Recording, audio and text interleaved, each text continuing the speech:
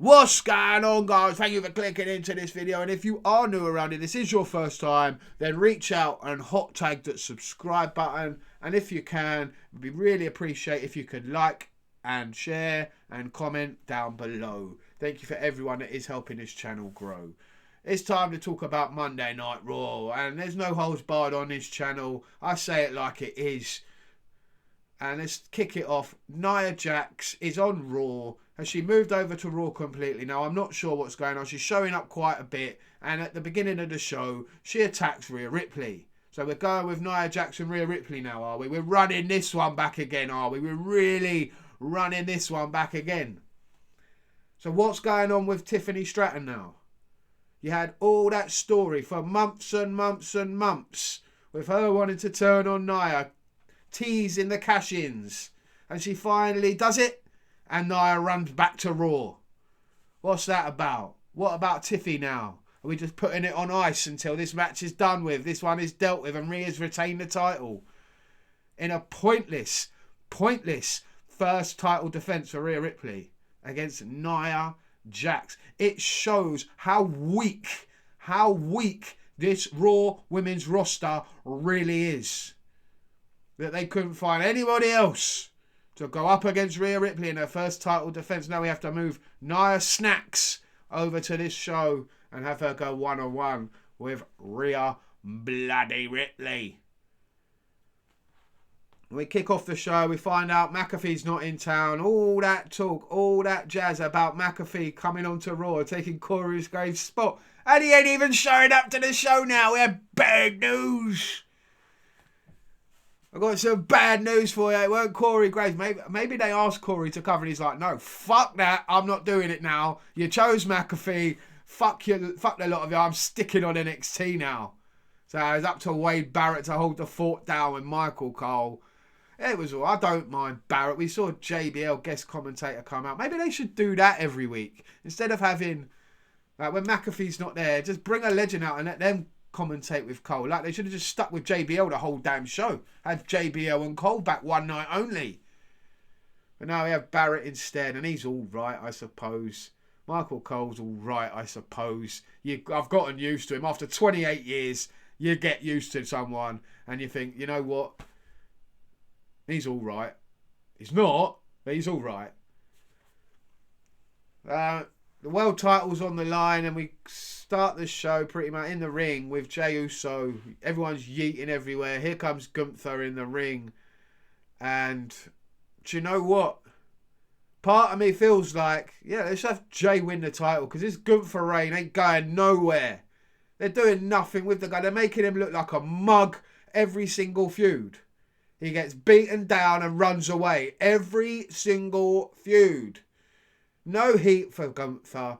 Running away from Jey Uso again. Why not just let Jey win the title at Saturday night's main event? Why not? Maybe there's a better storyline there than what we're getting so far with Gunther, because it's been trash. Absolute garbage. First match of the night. Now I'm pretty sure, I might be wrong, but the way they were advertising it was that New Day were having a tag team match tonight. They said it was going to be the first match back for the New Day since they turned on Big E. The New Day in action tonight.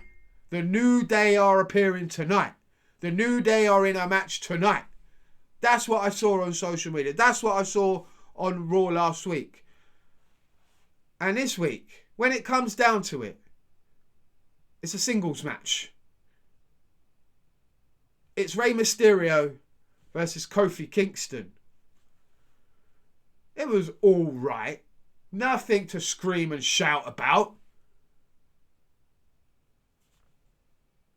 But how are you going to have any heat with this team after what they've just done? And then you go and have him lose. He loses on his first match since turning heel. Where's the heat? Should be winning the match. He should be cheating and beating Rey Mysterio on this show. Then they beat him down after the match as well. But they do that bit. The New Day attack after the match. Here come the LWO, 2 of them to make the save. 2 little luchadors. And you're telling me they can't... Rey Mysterio's already been beaten down. Why can't they stand in the ring and knock the shit out of these 2 as well? Look at the size of Kofi and Xavier compared to the 2 that come in the ring. They drag one out and post him and run away from the other one. Get heat. Rather than running away all the time. Why are all the heels fucking pussies on this show? Gable's backstage with American Made. They all want gold. But he knows someone who can help him with his current problem in dealing with all these luchadors. That's right. He's going to Dominick Mysterio. Where and when has Dominick Mysterio had all this experience with dealing with luchadors? And who does he know that's going to help Gable? That was quite interesting. He hands him a note later on in the show. Supposedly it's a phone number or someone and a name on a sheet of paper. Who could it be? Let me know who you think down below. Could be anyone at this rate. It could be any bloody body at this rate. So Sami Zayn comes to the ring. This is one of the better segments of the show, in my opinion. We get Kevin Owens, Sami Zayn face to face, and they're teasing something there, aren't they? Do we want to see Sami Zayn versus Kevin Owens 1-on-1 for the World Heavyweight title in the main event of WrestleMania? It doesn't have the sparkles and the you know, the big feeling to it that other matches do when you talk about other superstars on the roster. Sami Zayn versus Kevin Owens is not what everyone's screaming about at the moment. And I doubt we're going to see it. We may see them go 1-on-1 at WrestleMania. We might do. They might be teasing that at some point.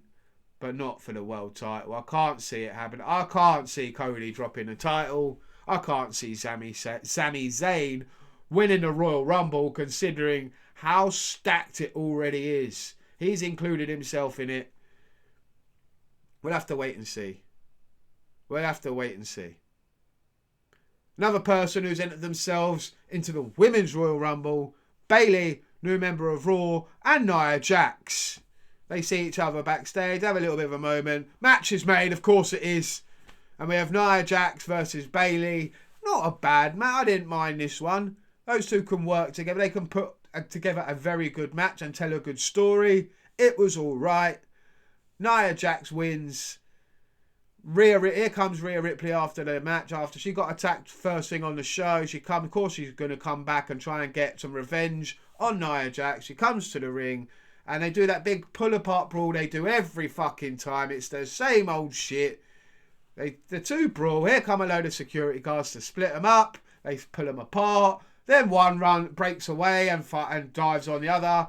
And then they pull them apart again. And then the other one breaks away and dives on the other. Then they pull them apart. And then we do it all over again for a couple more minutes until we've had enough. And then Rhea Ripley does what she does best. Absolutely botches a promo. She is so garbage on a mic. Let's have it right. Let's be honest. She's decent to look at. She's good in the ring. But her promo skills, her mic work is way, way lower down. You, me, Saturday night main event for the title. Isn't Nia already in the Rumble? So she's already got a title match. And she's in the Rumble.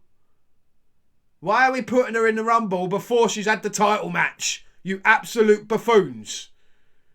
It's supposed to be the other way around. Second match of the week. For Penta since his debut. We saw him in a great match with Chad Gable. Gable's fantastic in the ring. And this one was just as good. Pete Dunne, Butch. Again, good in-ring worker. And Penta getting better, getting used to the WWE way of things, and they're making him look like an absolute star, aren't they? He is a mega. 2 weeks in. 2 weeks. And he's more of a star than he was in 5 years in AEW.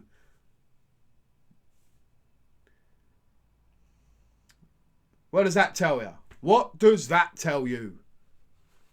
And we get a promo from CM Punk, and here yet again, there's levels to this. He's up here in the clouds, or everyone else, the jabrones, we're all down here just milling around. He is so damn good, isn't he? He talks about John Cena and how he's going to see him at the Rumble and throw his ass out. He talks about Sami Zayn and how he's levels above. Sami Zayn is not on his level. Truth. He's telling the truth like he always does. Telling how he's going to deal with Seth Rollins if he needs to. Roman Reigns if he needs to. Even if Hulk Hogan brings his dusty ass in the ring, he's knocking it out. Love that bit. Who are you? Team Punk, Team Hogan. Could you imagine if Hogan shows up as well? Could you imagine if that happens? I think the fans will love it. I think they would. I think they would like see people just team up on Hogan, beat the shit out of him, throw him out. Fans would pop. They would. It'd be actually quite funny and quite interesting for the Rumble. And Hogan would probably be like, oh, that doesn't work for me, brother. I've got to at least get to the final 4, final 2, maybe even win it. Why not? One more time. And then we get probably the piss break match, the toilet break match, the cigarette break match, go get yourself something to eat match, tag team match, Damage Control against KFC.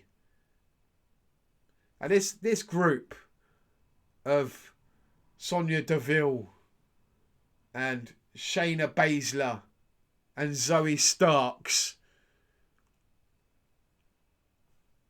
what is the point in them now? They're a bunch of jobbers. They're a bunch of nobodies. Getting beaten left, right and centre.